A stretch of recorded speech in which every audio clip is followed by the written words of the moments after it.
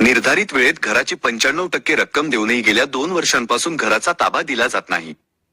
याबाबत महारेरा आणि पोलीस प्रशासनाकडे दाद मागितली असता कारवाई करण्यात टाळाटाळ होत आहे।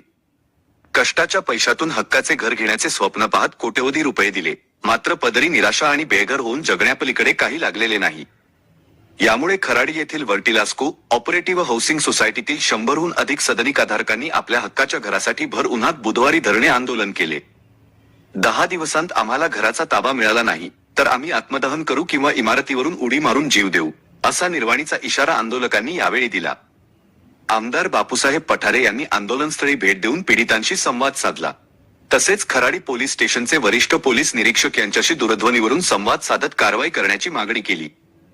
सदनिकाधारकांनी मांडलेल्या समस्या आणि त्यांच्या अडचणी काळजीपूर्वक ऐकून घेत पठारे यांनी या प्रकरणाकडे गांभीर्याने लक्ष देण्याच्या सूचना पोलीस प्रशासनाला केल्या। इतक्या वर्षांपासून नागरिकांना न्यायासाठी संघर्ष करावा लागणे ही अत्यंत गंभीर बाब आहे आणि याकडे दुर्लक्ष सहन केले जाणार नाही, असे ते म्हणाले। आपण सदनिकाधारकांसोबत असून त्यांना त्यांच्या हक्काच्या घराचा ताबा मिळवून देण्यासाठी पुढाकार घेणार असल्याचे सांगत त्यांनी आंदोलनकर्त्यांना धीर दिला। या आम्ही सगळे जे इथे जमलो आहे, जे आम्ही मूर्ख बनलो आहे आणि आमच्याकडे कोणीही लक्ष देत नाही आहे, ना पोलीस, ना रेरा, ना तो बिल्डर, ही आमची फायनल अल्टिमेटम आहे। जर 7 दिवसाच्या आत त्याच्यावर कार्यवाही झाली नाही आणि आम्हाला याच्यासाठी काही एक ठोस सोल्युशन मिळालं नाही तर आम्ही सर्वजण एक तर स्वतःला जाळून तरी घेऊ, नाहीतर या बिल्डिंगवरून उडी तरी टाकू आणि यासाठी सर्वस्वी जबाबदार हे रेरा, पोलीस आणि तो बिल्डर अरमान कोठारी हे राहतील।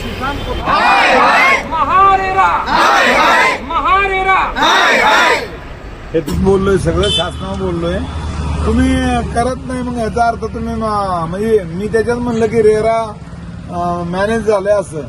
आता मग मी तुम्हाला पर्सनल बोलतो की मग तुम्ही मॅनेज झाले की त्या बिल्डरला बोलवा, कारवाई करा आणि त्याचे मॅनेजर फिनेजर सगळे ठेवा आतमध्ये, फॉरेन्सिक ऑडिट करा। ऐका ना साहेब, मी म्हणत नाही तुम्हाला, मी तुम्हाला म्हणतो असं, मग आम्ही असं म्हणायचं का की का कारवाई करत नाही तुम्ही? एवढे जनता रस्त्यावर येते, मग करा ना, त्या बिल्डरला अटक करा, त्या ह्याला अटक करा, रेरावर गुन्हा दाखल करा, आपल्याकडे करा। मग आमदारांनी सांगितलं, आमदारांनी तक्रार, आता त्याची मुलाखत तुमच्याकडे येईलच, मी नंबर देतो त्यांना, तुम्हाला मी दिलेली मुलाखत, मी रेरावर त्या कारवाई करावी, शासनाने करावी आणि रेरा ऑफिसला मी उपोषणाला बसणार आता, असं मी त्यांना बोललोय। पण तुम्ही माझं वैयक्तिक म्हणणं आहे की तुम्ही त्यांच्यावर कारवाई केलीच पाहिजे।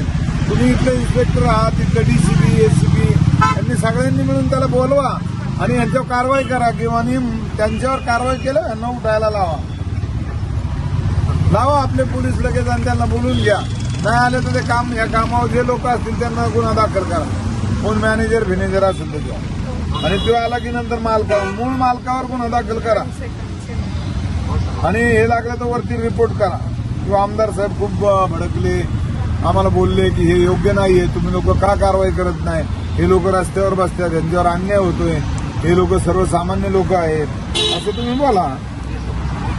डीसीपी साहेबांना बोला आणि त्या बिल्डरला आणि रेरावर बी गुन्हा दाखल करून टाका की रेरा मॅनेज हो, यांना हे करत नाही असा आमदारांचा आरोप आहे आणि म्हणून आमचं म्हणणं आहे की रेराच्या अधिकाऱ्यांच्यावर बी गुन्हा दाखल करा, असं बोलवा, कळवा त्यांना। Okay okay okay. सर, मैं इस सोसाइटी का सबसे पहला मेंबर है। 2022 में नवंबर में मैंने रजिस्ट्री कराया है और तब से मेरे को प्रॉमिस किया था 2023 में आपको मिलेगा एंड में और 2024 का डेट डाला है इन्होंने एग्रीमेंट में। उसके बाद ये खाली दिखावे का काम किया हुआ है सारा, कुछ भी अंदर कुछ भी नहीं है। और अभी तो हमको ये क्या जो क्वालिटी है उस पे भी कंप्रोमाइज हो रहा है, सब खिड़की पे ले लो, दरवाजे पे ले लो, टाइल्स पे ले लो, कुछ भी बेसिक अभी तक नहीं बनाया है, एसटीपी नहीं बनाया है, अपना अंदर जो बाथरूम में सब कुछ लगाने का है वो भी नहीं लगाया है। It is sold out very fast. त्याच्यानंतर हिने जे काम बंद केलं ते आतापर्यंत 3 वर्षात हार्डली तिने 5 ते 10% काम केलेलं आहे।